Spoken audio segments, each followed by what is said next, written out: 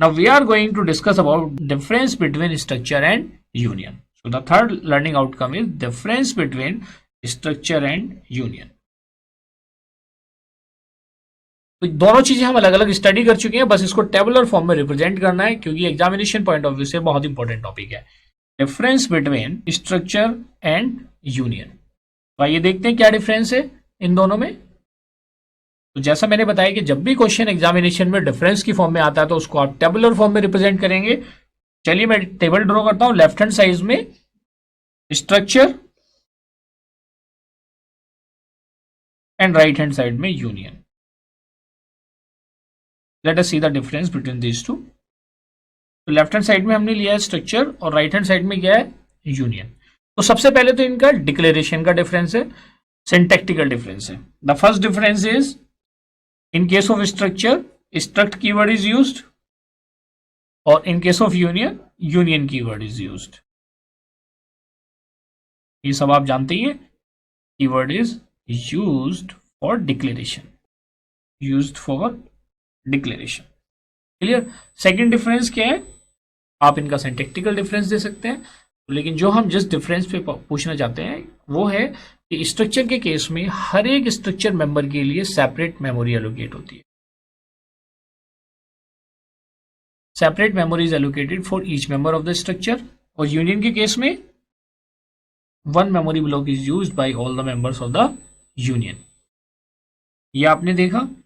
तो इस केस में अगर हम बात करेंगे हर एक ऑब्जेक्ट को स्ट्रक्चर के केस में कितनी मेमोरी एलोकेट होगी, that is the sum of memory allocated to each member of the structure, each member of the structure.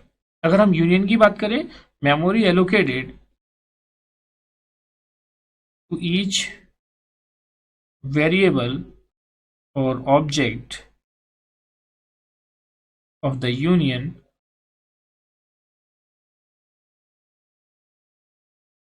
Is the.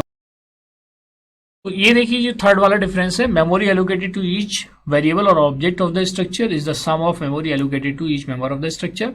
While in case of union, memory allocated to each variable or object of the union is the largest memory occupied by any member of the union. Now let us have an example.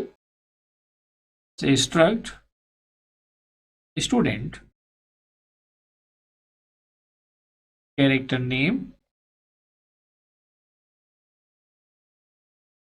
integer roll, इसका variable है s1। In the same way, let us have an example for union. Say union student, character name, integer roll, say u1।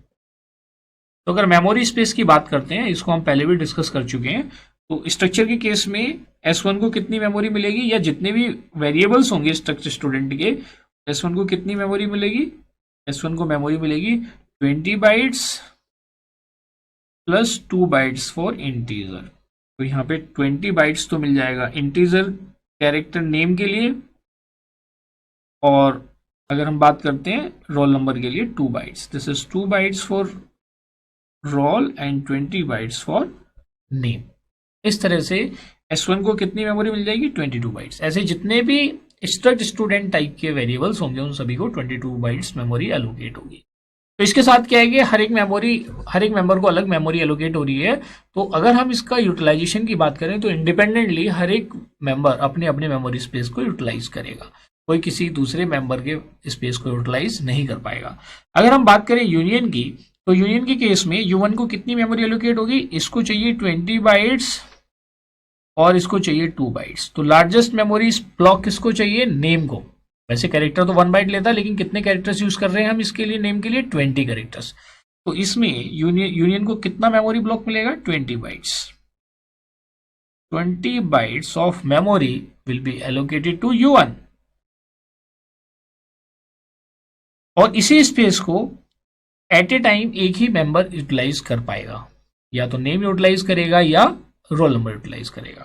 तो I hope कि ये जो difference हमने discuss किया है in between structure and union, ये आपको क्लियर है और एग्जामिनेशन में आप इसको इजीली मेंशन भी कर देंगे। तो डियर स्टूडेंट, यहाँ पे हमने अपना थर्ड लर्निंग आउटकम अचीव कर लिया है। Let us have another knowledge check.